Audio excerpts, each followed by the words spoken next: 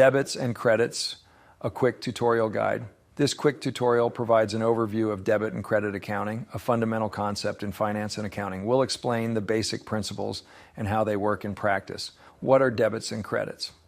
Debits. Debits represent increases in assets or expenses. They can also represent decreases in liabilities, equity, and revenue.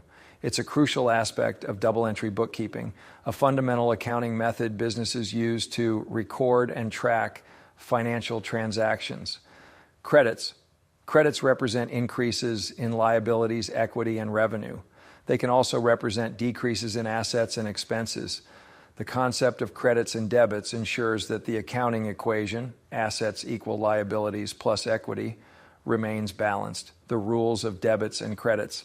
Assets, debit to increase, credit to decrease. Liabilities, credit to increase, debit to decrease. Equity, credit to increase, debit to decrease.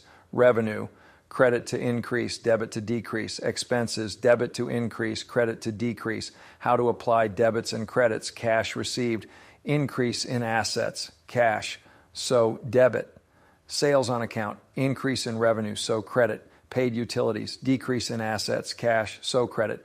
Increase in expenses, so debit. Loan received, increase in liabilities, so credit. Increase in assets, cash, so debit. Practice examples.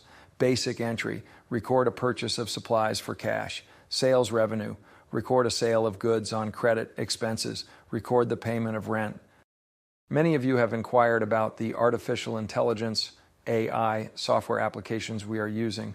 Please visit our website to see the current tools we utilize for content creation and text-to-speech (TTS). Disclaimer, these links are affiliate accounts.